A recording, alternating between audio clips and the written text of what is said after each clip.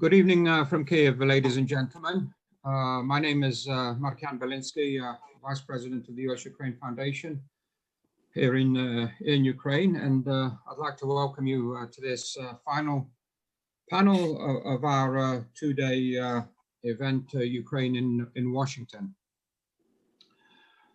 Throughout its 30 years of implementing projects in Ukraine, the Foundation has always stressed that Ukraine's national development and well-being will depend primarily and ultimately on community and regional development. Persuading local authorities to view their communities as a developmental resource was the persistent theme. The message was not always understood. It is therefore very gratifying to see that Ukraine has finally begun moving irreversibly towards decentralization and regional development as a central component of national economic policy.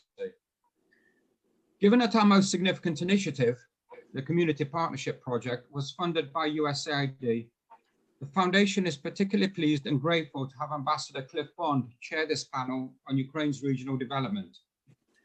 A good friend of the Foundation's, Cliff has served as a diplomat in numerous political, economic, and commercial capacities in Brussels and Central and Eastern Europe. Over the years, he has played a key role in coordinating US regional technical assistance policy, and very notably for our purposes in Ukraine in the key years of 2014 to 2015.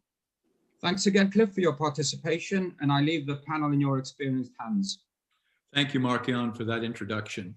I would add that, yes, I did go out to Ukraine shortly after the Maidan Revolution of Dignity with the purpose of scaling up our assistance and also for bringing it out of Kiev to the regions. And that involved me traveling extensively in the area. And it's led me to appreciate the potential of Ukraine's regions and the need to open them up to investment and development. All of that did coincide with what you discussed, efforts to decentralize the government and to empower local leaders, increasing their responsibilities, increasing the resources that were available to them. In the past, and in this conference, the Friends of Ukraine have focused on a number of areas. We saw that over the panels this 2 days. But Nadia McConnell has had the idea of expanding that work into promoting regional development and regional investment, and she asked me to moderate this panel. I very much view our discussion today as an introduction to this work. We want to hear from Ukrainian authorities what they're trying to achieve in terms of regional development. And also we have experts from the United States who have experience in these regional promotion, regional development programs who can share that experience with you. What I'd like to suggest is that we begin our discussion with Oleksiy Ivanchenko, who is the Deputy Executive Director of UkraineInvest. He has a long history of investment promotion, particularly in Eastern Ukraine and in Zaporozhye, an area I traveled in and appreciate has a lot of potential. We would then turn it over to Yevhen Barsukov to discuss his investment incubator and the investment climate in these regions. And then I'd like to turn it over to our two American experts, Dr. Rusty Brooks and Joe McKinney, to discuss their experience and perhaps comment on what they've heard in terms of Ukraine's plans for regional development. Then I think we'll have a chance to discuss among ourselves what's been said, and we'll open it to questions and answers. We don't have a lot of time. We've only got 60 minutes, and I've chewed up some of it already. But we'll try and make the best of it. And again, this is an introduction. We will have opportunities in the future, possibly in the April conference as well, that the Friends of Ukraine is organizing. So with that, let me ask Oleksiy to give us his presentation of the work he's doing in the regions. Thank you very much. Hello to everyone. And now I will share my screen. So I have a small presentation about UkraineInvest regional program and how we nowadays start the building of capacity of Ukraine's regions. because as it was mentioned before, that investments they come into in Ukraine, not only in Kyiv but also in the regions, and not maybe 90% of all investments they also situated in regions. Just a few words about UkraineInvest, what we do. So we are a state agency. We are a part of the cabinet of Ministry of Ukraine. So we are a governmental agency. We are classical IPA, investment promotion agency. And as you see on this slide, so in our investment portfolio, actually called Pipeline, we have 40 plus projects. And I think that for our US tenders participants, would be interesting that we have actually 6 US companies with US finance. We work with these companies. We help them to provide to their business in Ukraine. It's well-known Eurocape, one of the biggest wind power plant in the south of the Zaporizhzhia region. It's actually the part of this investment is former OPIC, now DFC, $150 million. Plus, one of the greatest success story of Ukrainian and US joint ventures, it's Firefly Aerospace. It's actually one of the biggest US agricultural companies, Bunge, that launched this December, the 1st of December, they launched their manufacturing, agribusiness manufacturing in Vinnytsia region, 13 million investments. And also Aptiv, the US automotive company that we helped to start to establish their cooperation with Ukrainian suppliers to be part of world's supply chain of automotive parts. So also this is very briefly our results. So what we did, and as you know, we will be the part of a new investment incentives program that launched by Mr. Bilynskyj, the well-known investment nanny. And tomorrow in our parliament in Verkhovna Rada, we hope that this bill pass, and the new strategic bill, the investment nanny, will start next year. So also we provide a big communication program, outreach program to show to all over the world, the investment potential and the raising of investment climate of Ukraine. But also the main theme that also I do in UkraineInvest is our regional capacity building. So nowadays we work with Ernst & Young and USAID to establish new FDI strategy, and UkraineInvest, one of the authors of this new FDI strategy and the building of regional capacity, is the big part of this FDI strategy. So what is the current situation? As it was mentioned, regions also are the drivers of the economy of Ukraine. Nowadays, more than 1,000 representatives of different regional authorities, such as regional state administrations, the regional development agencies, the representatives of regional countries, cities, amalgamated communities, they respond for foreign direct investments. And however, less than 10% of them, they have an experience and a capacity to provide high quality investor support. And nowadays, and one of our goals, the main targets, to increase the capacity of regional specialists, of regional authorities, to be the up-to-date and modern investor support regional agencies. So this is our main goal, because it's not the relevant info, but we know that Ukraine lost more than $4 billion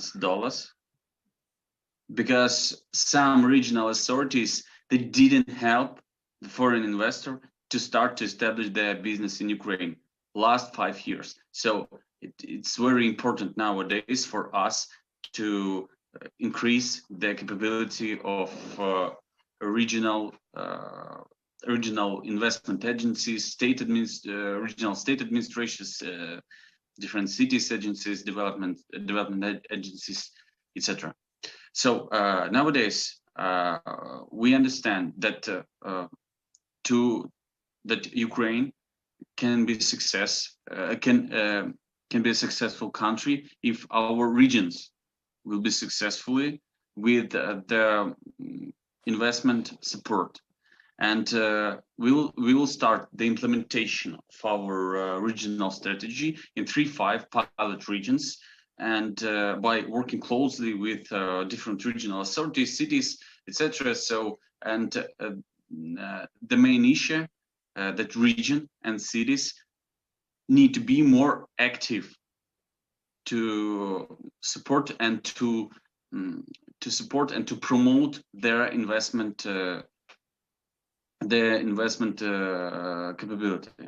So we will focus on the first is analytical work, the main part. So it's development of investment projects. For example, in our UkraineInvest guide, you can see that we have only 60 investment projects all over Ukraine. So it's from 2 to 5 projects by region. So it's to my mind, it's a very small number of investment projects that can be the part of the tool for promotion. Also, we nowadays finalized our methodology and standardization for regional authorities. It's a different joint offline online events, sectoral regional forums, monthly online meetings with investment units of regional state administrations or some cities, development agencies. The third, last but not least, the improvement of qualification level of some regional cities, local authorities representative. It's different trainings, seminars. Actually, I think that in January we launched our online courses for regional representatives, for cities representatives, and for the representatives of amalgamated territorial communities. So everyone who wants to know how to attract investor, how to help them, how to support what every region, city, or community must have to support and to find the foreign and maybe a local investor. So we will give them these tools. So we launched it, I hope, in January. So the key role of UkraineInvest after we start the implementation of our regional program. So the main role is the moderation. We need to moderate some activities, and also now we finalized our KPIs for regions. It's also will be 10 KPIs, and it's the results of our trainings.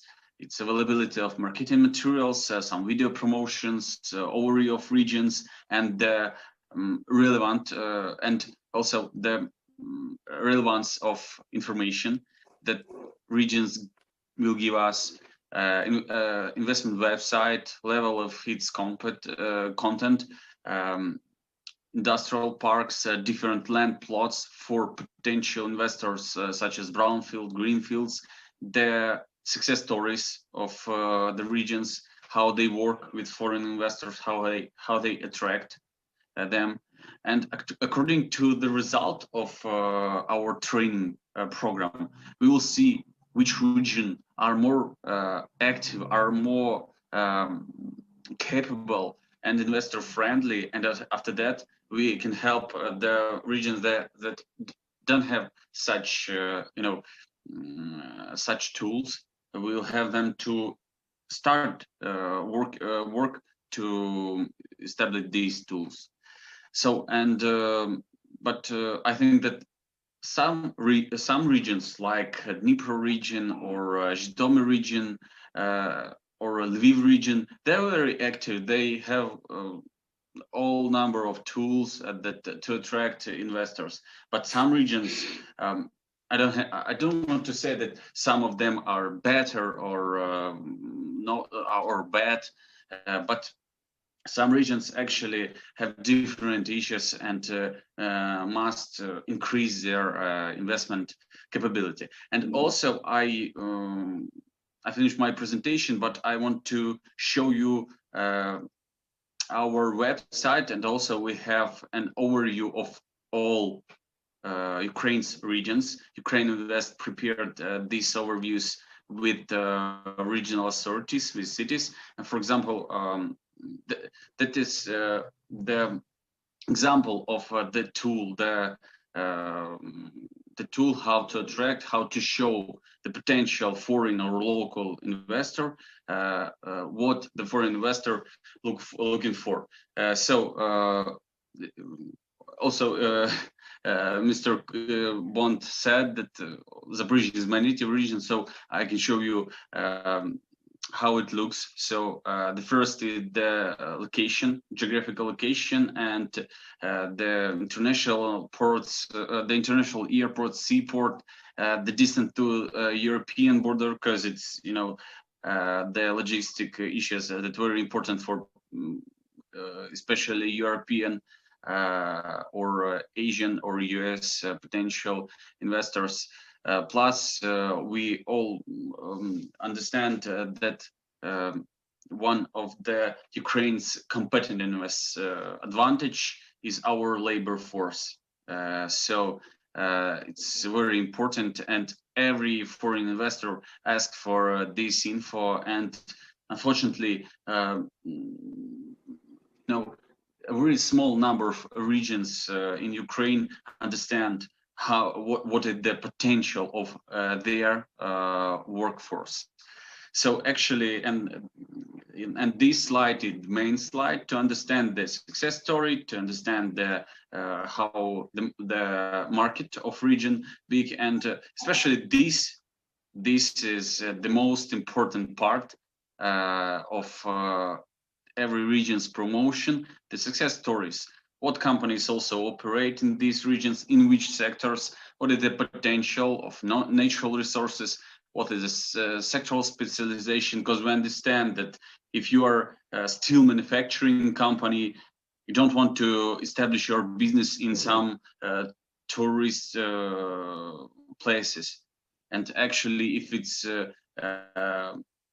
high developed manufacturing zone, you don't want to find the investor in some hotel business, etc. So this is very short, very briefly about UkraineInvest regional program, what we do and what we need to establish in Ukraine's regions. Thank you. Thank you very much, Oleksiy. It's very curious. You mentioned Zaporizhzhia and I mentioned Zaporizhzhia. The map over my left corner is a map of the Dnipro River in the area of Zaporizhzhia. Just a coincidence. I'd like to turn things now to Yevhen Barsukov, who is the director of the Business Incubator Group of Ukraine. He's also a generous sponsor of this conference. I'd like to thank him for that support. Yevhen, the floor is yours. Thank you. Thank you. Good day for all. First of all, I want to say that it's very honorable to me speaking here. Thank you. And I agree with Oleksiy that success of Ukraine depends on the success of regions of our country. So I will introduce NGO Business Incubator Group Ukraine that's situated in Odessa already 2 years now. So Big U is promoting the creation of sustainable middle class that will ensure Ukraine's economic growth by unlocking the potential of micro, small, and medium enterprises. It is a complex program to support small businesses on the principle of single platform, which brings together representative of the consulting businesses, banking institutions, investors, professionals, students, and which provides entrepreneurs with easy access to pro bono advice and professional assistance. So our organization is working to ensure that government programs to support micro and small medium businesses find companies who need them and assist, for example, to getting loan. So we see our future in building strong ecosystem with stakeholders that I spoke about as NGOs, small, medium entrepreneurs, government, and banks. Few words about decentralization. So I believe that Ukraine has huge potential for prosperity, human first of all, economic and resource. Decentralization provides new opportunities for our land and society. The transfer of responsibility, resources, and freedoms. Nadia? Okay. I'm sorry, go ahead. Thank you. So the transfer of responsibility, resources, and freedoms give us the chance for a deep reboot of our nation because it's first time from 1960s we're changing our territorial organization. This changing will be new opportunities for the people in the counties and small villages, also for big cities as well. Our team, I speak about Big U, and I representative one more team, Dobrobut. More information about this organization you can find in the exhibition hall on our stand. So we're working under marketing strategy of the South territories. We have here in the South, we have extremely big potential in tourism and winery production and marine logistic and other things. In my opinion, people in small counties need very simple things, such as stable income and opportunities as regular for people who live in big cities, for example, to go to a supermarket or to the cinema. We have an experience about which I want to tell. So Big U, together with the Dobrobut, bring business opportunities from Big U to entrepreneurs from small counties in Odessa region. The dynamic development of micro production of consumer goods and the small mechanization of labor give good and very quick results. We have observed this over the past year in our work with entrepreneurs from the counties and villages. And at the moment we are going to scale our experience to more numbers of small cities, counties, and villages, different territories, and entrepreneurs. But we see the problem in our historical background because this background gives a negative impact for our community. So on one hand, we have a problem with low initiative and fear of taking responsibility in our business between among the people. I think that this problem for our history, where Soviet government persecute and kill entrepreneurs here in Ukraine, that's why we make an incubator. We want to kill this fear. In another hand, we can see very smart and strong Ukrainian companies. Some of these companies you also can find in Expo Zone. Ukraine of the future is Ukraine that has conquered its fear. And in conclusion, I want to say that I believe that this conference will be main stone in this foundation of our relationship between Ukraine and USA. Thank you. Thank you very much, Yevhen. And I appreciate that you kept your remarks concentrated. I'm going to turn it over to our American experts now. First of all, to Dr. Rusty Brooks, ask him to both talk a little bit about his experience and also perhaps to react to some of the things that our Ukrainian colleagues have raised. And I'm going to ask Rusty as well to introduce Joe McKinney when he's finished, because I know he and Joe have worked very closely together, and you're the person to give him the best introduction. Thanks, Rusty. Thank you, Ambassador Bond. It's a great pleasure to be part of this panel today.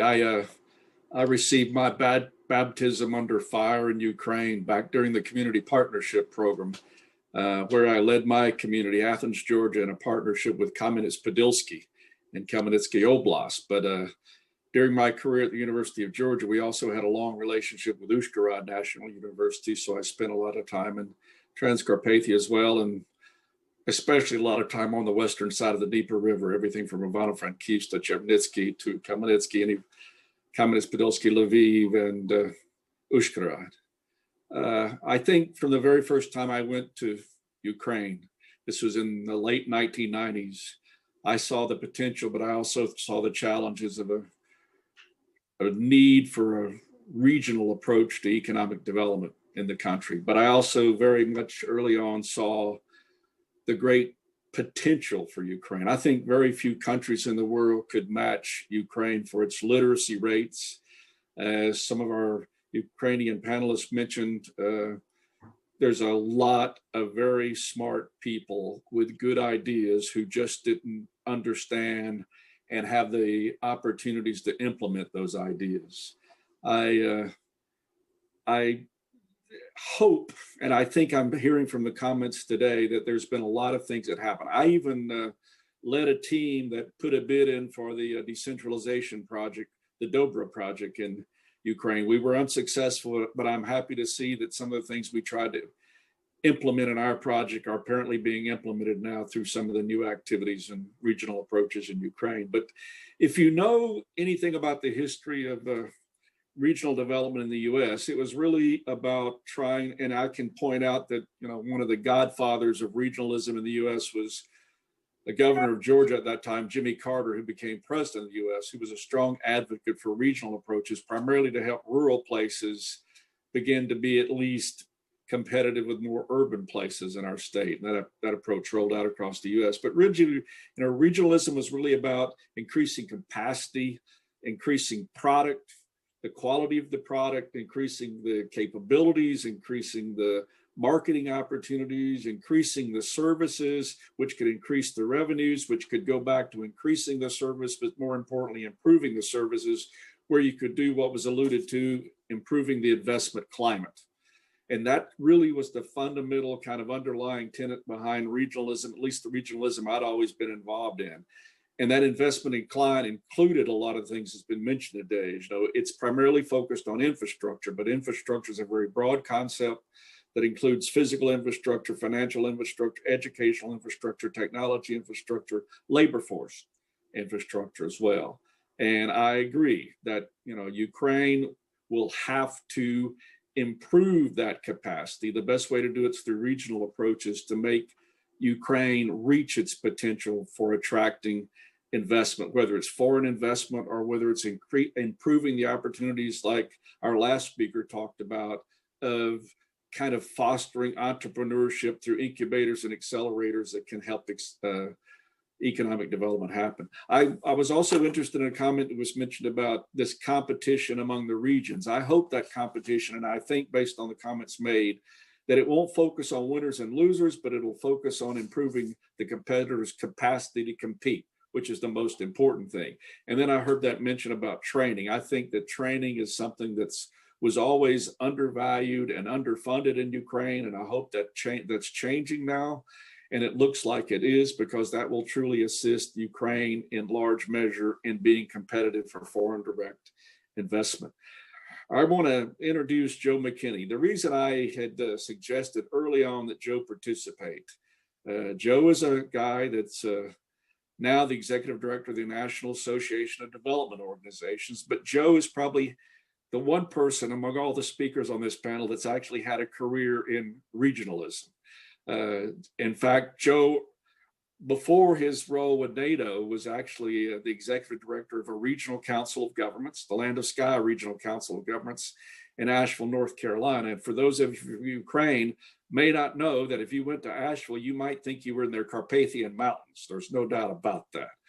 But Joe was very successful in his career and won a lot of awards in his leadership of the Land of Sky Regional Council in things that I think would be very important for what our Ukrainian friends and colleagues are trying to do to increase Ukraine's competitiveness for investment, for economic development investment. So with that, I'll turn it over to Joe. I'm sure I saw him furiously making notes while people were writing, and I think he'll be very additive in making some suggestions right now. So Joe, please. Thank you, Rusty. I appreciate the opportunity to participate today. And I did take some really good notes because I'm excited about what I'm hearing. As Rusty said, I am the director of what's called the National Association of Development Organizations. And we're based in our nation's capital in Washington, D.C. We are not a government entity. We're actually a nonprofit trade association that represents the regional development organizations across our country. There's 520 or so regional development organizations in the United States. That sounds like a lot, but when you consider that there's 89,000 local governments, it's not such a big number. And the mission of the organizations that we represent are very similar to what you're discussing today.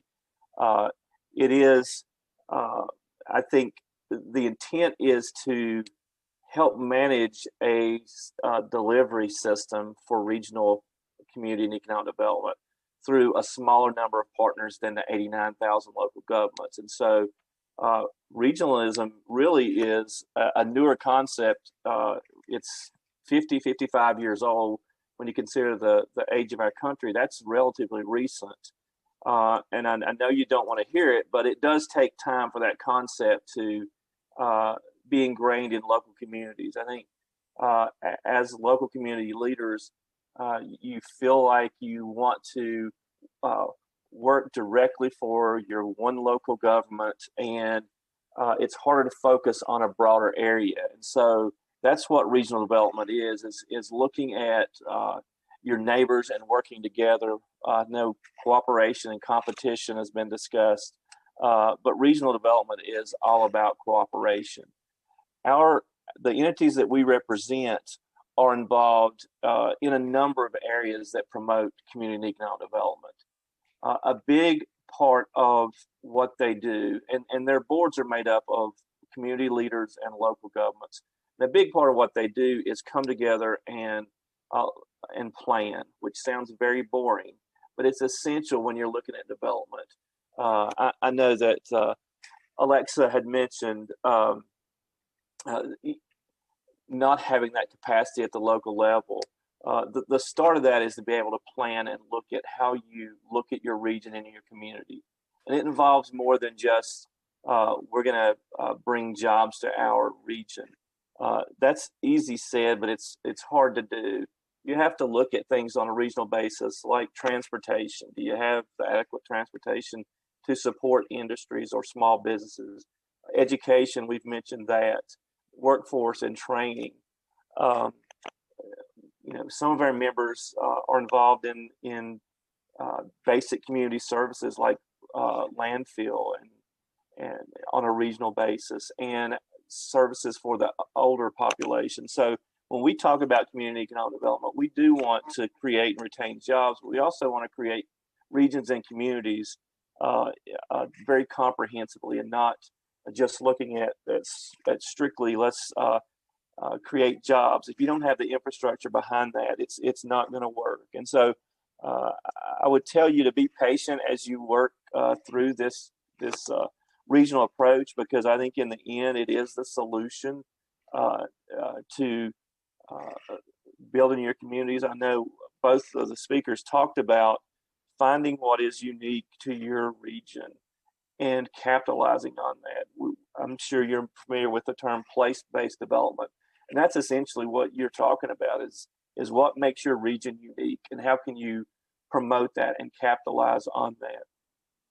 So our members, as I said, they're not local government entities, but they're voluntary groups of local governments and communities that come together and plan for community economic development as well as implement. So I'd mentioned brownfields was mentioned. Many of our members are involved and help coordinate brownfields on a regional basis, as opposed to city by city is doing it more on a regional basis. A lot of our organizations work with, I think, the counterparts to the UkraineInvest. Our members don't actually go out and recruit those industries. They work with both the state and federal governments to do that. What they're charged with is providing on the local level the resources needed when a company moves in or a small business moves in. And that involves things as simple as, do you have land in your region that's susceptible, that promotes development? Do you have the workforce? That was mentioned over and over. Many of our members have workforce development programs where they work with industries to identify what the skills and knowledge is needed to perform those jobs, and they provide that training for those industries to do that.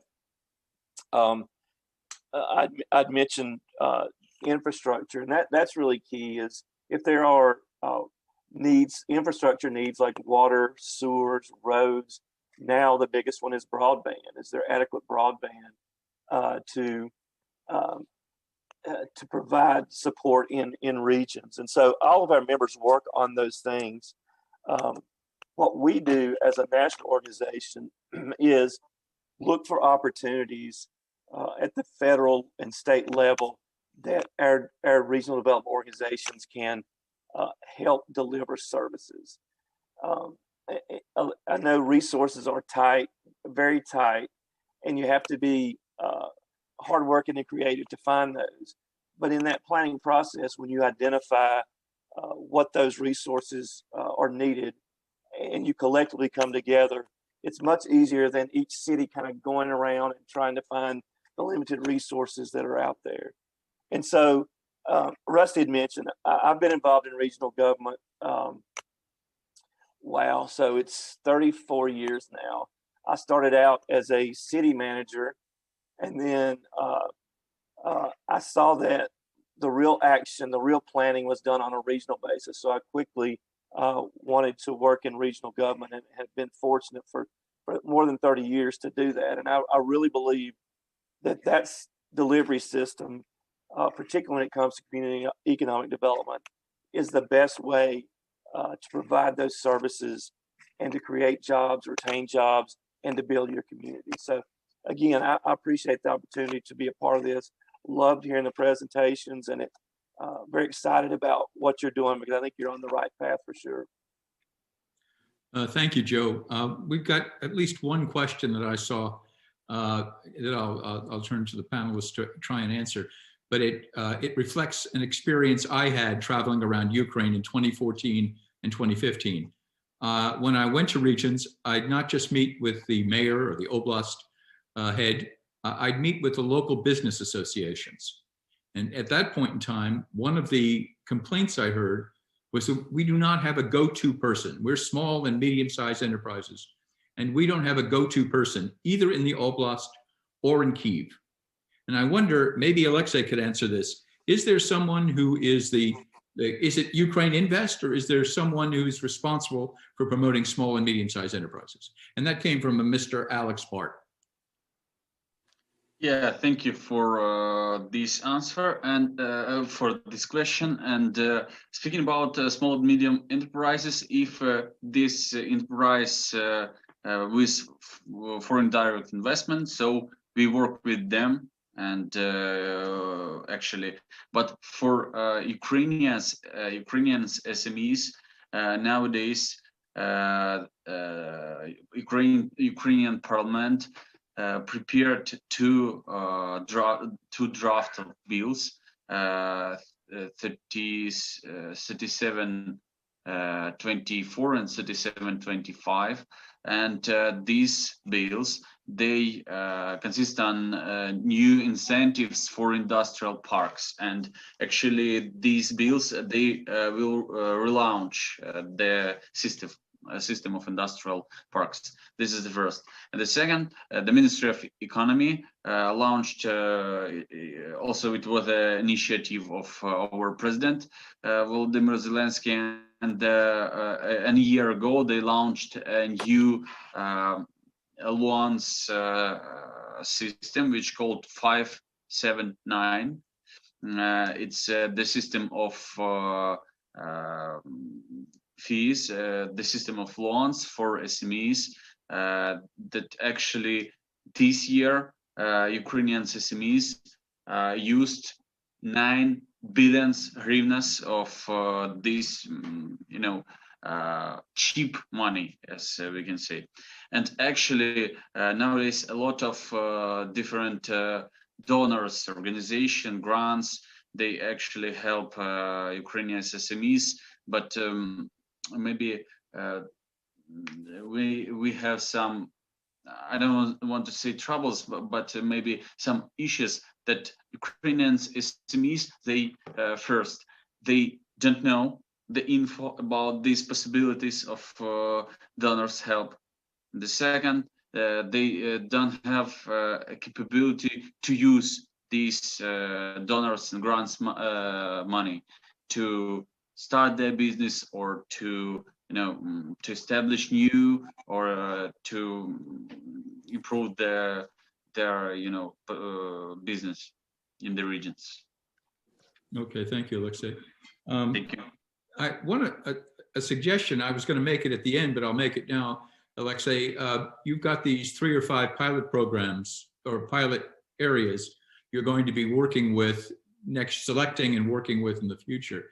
Maybe if this theme's the subject of another conference, maybe we could include representatives of those regions to share their local experience, personal experience in working with foreign investors. I think that would be that could be very helpful. Let me see if we have any more questions here from our audience. Okay, John, he doesn't say more than that. Thought Rusty might talk briefly on the travel sector as a driver for regional economic development.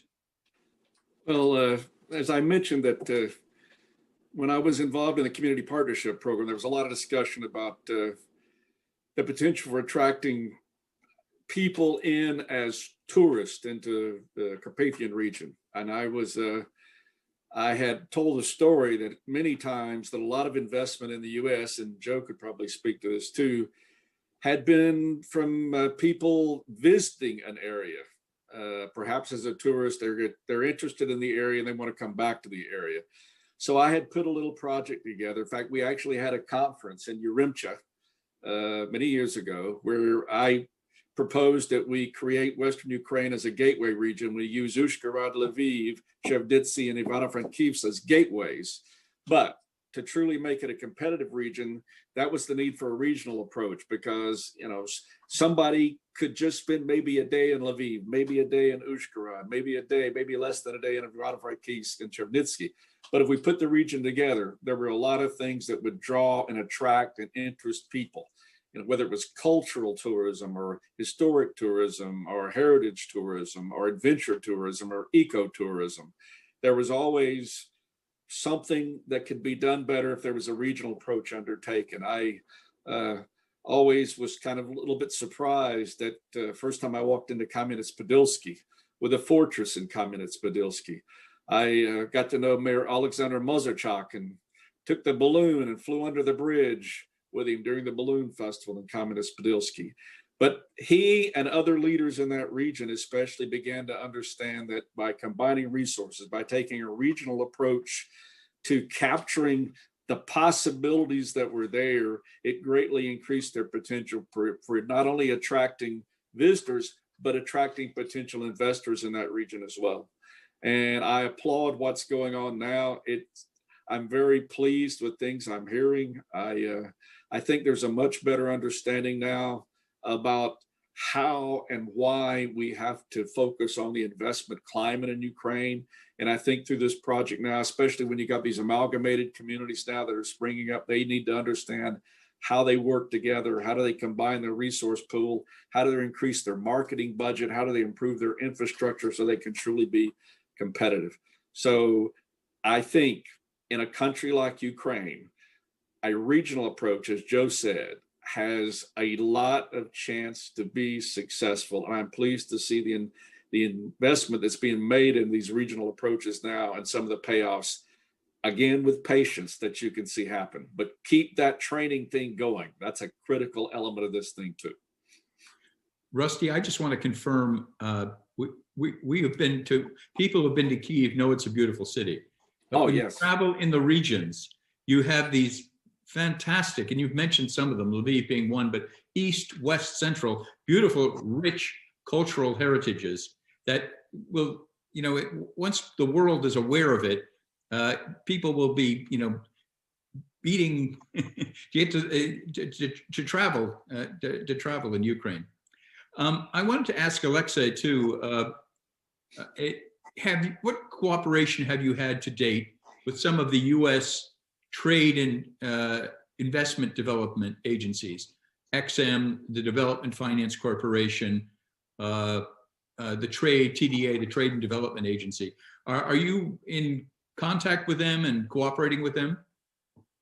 Yeah, thank you. Thank you for this question. Yeah, actually, we have a very deep cooperation with different international Chamber of Commerce or business association, sectoral business association. So we launched our outreach program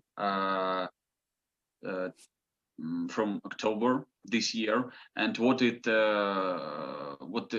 big part of this outreach program to show for members and for management of this trade organization, export credit agencies, different CCIs, the investment potential of Ukraine and the new incentives that also government launched or will start next year, and to show the success stories of different foreign and local investors, companies that start their business in Ukraine. And for example, this year we have a first Qatarian investment in Ukraine. That's 140 million at the successful concession agreement with key terminals, for example. And after that, we launched a very deep cooperation with Qatarian Ukrainian Chamber of Commerce, for example. And actually, yes, we work with US, British, German, French organizations, institutions like MEDEF or BPI Français in France, like CFE in Britain, and like AHK in Germany, and others. And actually, in the last 3 months, we had more than 20 online Zoom conferences with these institutions, overseas institutions. So this is a very important part of our day-by-day work. So thank you for that you mentioned this. Okay, we have another question here, or a comment from Michael Datsenko. He says that each oblast has a branch of the National Business Association called the Ukrainian Chamber of Commerce and Industry. He notes that. I was going to ask you also, Oleksiy, when you develop these pilot programs with these regions, will you be dealing with the oblast levels or with the amalgamated territory leadership, or both? Yeah, actually, thank you. It's actually both. As I understood the question, it's about our cooperation regional authorities with CCI and the regional branches. And I can say that opportunities and the level of each CCI, Chamber of Commerce, in each region are also very different. Even our All Ukrainian CCI Central Chamber of Commerce, Mr. Chernyshov, Gennady, says that the level of their regional CCI is very different and depends on the activity of management and understanding the mechanisms of attracting investors. And for example, when we were looking for investment projects to include these projects in our UkraineInvest guide, we asked the regional CCIs, and we were not provided with info. So they didn't give us investment projects. So that is, regional CCIs need to cooperate more actively with UkraineInvest. But for example, when I have been working in Zaporizhia region, so Zaporizhia Chamber of Commerce, regional Chamber of Commerce are very active, and they helped us to support investor to find for different foreign investors and companies Ukrainian local partner for export, import, or joint venture. So it depends upon each region. Thank you. Oleksiy, I've been throwing a lot of questions at you, but I think I got one more for you here. It's from Tamara Denisenko, and she wants to know what the distribution of international investment is in Ukraine between Western and Eastern, Southern and Central regions. Are investors focused in any one area? Yeah, I can say that actually different macro regions. Yeah, we can say that if it's Western regions, it's 7 regions, Eastern 5 regions, Southern 3 regions, Central 5 regions, and actually north of Ukraine, it's Sumy, Poltava, Kyiv region, also Kyiv city, and Chernihiv. So I can say that in Western Ukraine, we have a lot of different automotive companies. We have a big number of electronics manufacturer. So the supply chains of European companies that actually established their business in Western Ukraine, because the main issue is logistics. It's very close to European Union border, and after we launched, Ukraine signed the free trade agreement with the European Union. So the number of foreign companies in Western Ukraine increased 4 or 5 times. And actually, for example, US company Jabil, US company Flex, They're also situated in Zakarpattia, and also the Škoda cars. They manufacture their cars in actually also Zakarpattia region, etc. So southern Ukraine. Southern Ukraine is actually three sectors that foreign investor actually start their business in this sector in the southern Ukraine. First, it's tourism, different hotels. Second is infrastructure, logistic, grain terminals, seaports, etc. And the third is actually energy, alternative energy, because south of Ukraine is very interesting because the Black Sea coasts and the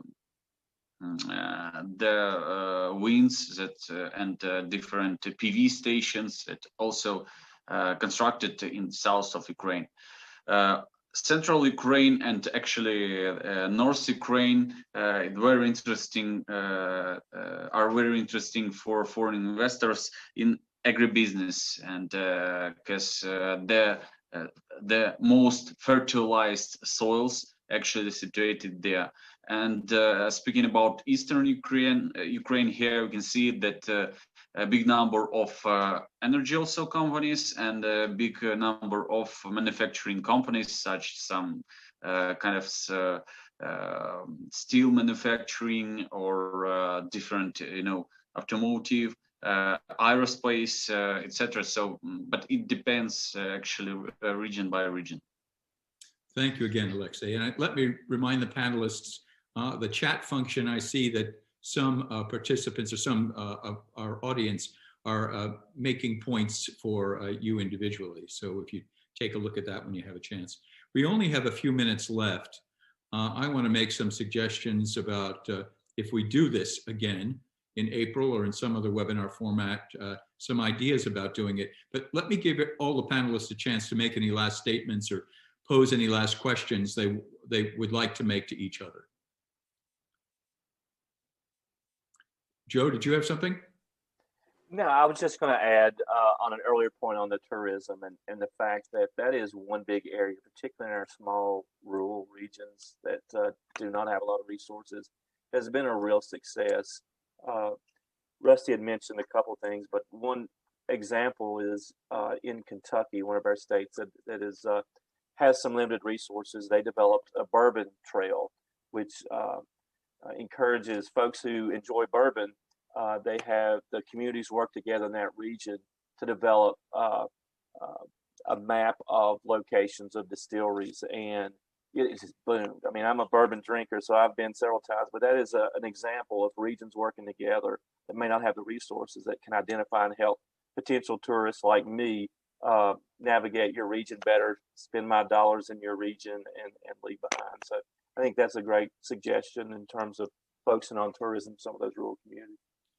And we know Ukraine has some great spirits. I'm very fond of Nemera vodka, and tasted it in Venetia. It's very great. Any other last comments, and then I'll try and wrap things up, because if the organizers will give us a little bit more time, not much more, but any more comments or? Well, I was just going to say, Ambassador, that I'm very happy that the U.S.-Ukraine Foundation organized this wonderful conference. Some great sponsors that have been part of it. I think the scope, capacity, and the capability of the speakers have been very impressive. And I hope that this session right here at the end kind of builds on the preceding sessions and shows the commitment of the foundation to continue to support and work with friends, organizations, and agencies in Ukraine for a very bright future for Ukraine. So thank you for the opportunity to participate. Thank you, Rusty, for that statement. And I know the foundation appreciates all the support they get from you. So we're closing now. I like the idea, again, if this theme is taken up again, of perhaps having some regional representatives who have been selected by UkraineInvest as their pilot regions for training and whatever participating the next time around. There may be value in including some of our own trade and investment promotion agencies in a panel. The third thing I'd like to mention, I've been working on Eastern Europe in many capacities for years now, but in 1989, when Congress passed the Support for East European Democracy Act, the so-called SEED Act, it included various forms of assistance for the emerging democracies, Poland, Czechoslovakia, Hungary. One of the provisions of that act was a direction to our trade and promotion agencies to make developing bilateral trade and investment a priority. If there are any congressional staffers in our audience, I'd like to suggest a provision like that in a future assistance legislation for Ukraine would be another way to support us strengthening these links between the United States and Ukraine, particularly its regions. With that, I think I'll thank all of our panelists, and I do appreciate, and I know the organizers of the conference appreciate your dedication of time. Thank you. It is now time to recognize Nadia McConnell for the concluding remarks of the two-day conference.